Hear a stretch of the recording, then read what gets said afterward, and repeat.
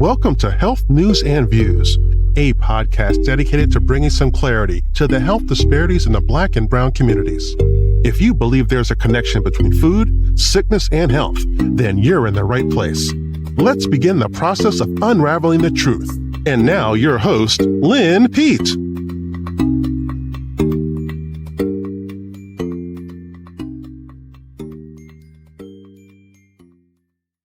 Greetings and welcome back to another episode of Health News and Views, Food, the Final Frontier. Thank you for stopping by. Well, in today's episode, the question is, are you a skeptic? What do I mean by that? Do you blow off any new or different methods of eating, medicating, or exercising? Has your acceptance or denial of political, scientific, or religious beliefs challenged you and your perception? If those views happen to be outside of your realm of reasoning, does it take a while to warm up to new concepts and ideologies? Or does change all by itself throw you a curveball? Well, if you're that person or you know someone who is, stay tuned. We're going to talk more about that subject. But first, our disclaimer, the subject matter provided on this podcast and any of our other published documents is for informational purposes only. Food, the Final Frontier, and our partner, healthnewsandviews.info. We do not attempt to treat, diagnose, or cure any disease or condition. Always check with your healthcare provider before making any lifestyle, dietary, or prescription drug changes. But first, here's a fun fact. Red blood cells. Do you know it takes 4 to 6 weeks, that's roughly 120 days, to replace all of your red blood cells? These red blood cells are produced in your bone marrow, a soft tissue that's found inside certain types of bones. So what do? These red blood cells? Well, glad you asked. They contain a protein called hemoglobin, and that's like iron, and it carries oxygen from the lungs to the body organs. And they also transport carbon dioxide back to the lungs to be exhaled. But they have to be replaced roughly 120 days to do the entire body. Well, why are they replaced? Well, that's because the body makes red blood cells every day. And they're transporting and carrying oxygen all the time without any help from you, I might add. And so what happens? They either die or they are lost in the process. You know, the body's made up of red blood cells and white blood cells and platelets, and each of these functions have an integral part that helps keep us alive. Well, there's going to be more talk about that, the other two, the white blood cells and platelets, in upcoming podcasts. So do come back to get the rest of the story. Imagine that.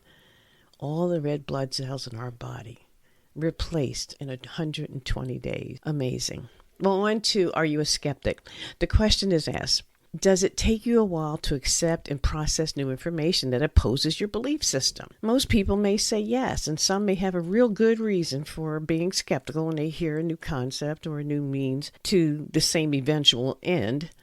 And they just don't want to make that change. Well, this podcast continues to shed light on ways and means of maintaining good health, both physically and mentally. And you've heard the adage, there's nothing more constant than change. And so we have to oftentimes make changes that we don't want to necessarily have to make. And you know, the longer we live, I know some of you may have heard, well, we're going to have to change again. Just roll with the punches then. Get in where you fit in. Or just go with the flow. Well, my point here is to take a peek behind the reasoning for our collective skepticism as it pertains to health and healing. And I've been blessed to live so many years that the years behind me are now greater than the years ahead. And boy, what a ride it's been. And sometimes a blessing to have witnessed the ups and downs, the trials and the tribulations in life. Whatever, that being said, what is concerning to me and others is how many good and great people are succumbing to health issues and concerns and not putting up a fight. A fight, you say? Well, yes. A fight with the food industry that will knowingly sell us junk poisoned with chemicals we've never heard of before and can't pronounce if we do see them on the package. And nor have we asked them to include that in our food. Food is supposed to nourish, but the food we're eating now can either nourish and then come back later and cause us a myriad of ailments. We have to scrutinize everything. So why are we not putting up a fight with our doctors and pharmacies that continue to push and sell us maintenance drugs? And these drugs don't fix anything, but they only sustain life for as long as you're able to pay for the drugs. For many, the new barometer of quality of life is dictated by a prescription drug or drugs as part of our daily routine. Well, I didn't sign up for that. How about you? It appears we may have cast our collective sense and sensibilities to the wind, and for the sake of going along to get along. Did we forget what we were taught as children? Like, look before you leap, look at the light but watch the cars, and there's no such thing as a free lunch. And most importantly, an ounce of prevention is worth a pound of cure. Well, it's time to take back our life. Let's begin to ask questions like we did as kids. Why do I have to take this? Talking about our drugs that are being promoted and sold to us. So why do I have to take this? What's this for? Is it going to hurt? Well, how long do I have to take it? These questions are for everything and anything that pertains to your body. If you're ingesting it, applying it to your skin, or inhaling it. Ask if treatment suggestions or prescribed prescriptions are experimental. And were they selected because of my symptoms, or are there some uncertain outcomes reported with these drugs and treatments? In the words of Dr. Bobby Price, a renowned doctor of pharmacy on YouTube, he says, you don't have an aspirin, ibuprofen, or acetaminophen deficiency. We have a food deficiency. Well, think about it. When it comes to packaged and pre-prepared foods, ask yourself, is this too easy and quick? Are there a list of ingredients that I have no idea what they are or why they're in my food? We must get to a point of understanding that whatever enters the body is either going to help or it's going to harm. There is no in between. Sorry, it's not me, it's nature. It's either day or night, hot or cold. And sometimes with a little variation, but generally not. It is what it is. Yesterday is not tomorrow, and tomorrow is not today. Well, that's forcefully true. And we did not get a vote in the rules of this universe. So going forward in our skepticism, let's first ponder.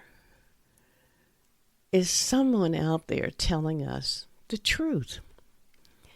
Well, for example, I'd be a little skeptic. In fact, I was. But if you're told to pour castor oil in your belly button at night because it aids in a restful night's sleep and improves digestion and elimination, don't toss it to the wind. Do some research and trust the process. I did, and it works. If you're told that boiling whole cloves, cooling them, the temperature, and then drinking the water as a tea can help dilate arteries, which increase blood flow, for reducing blood pressure and toothache pain all at the same time? Well, just believe me.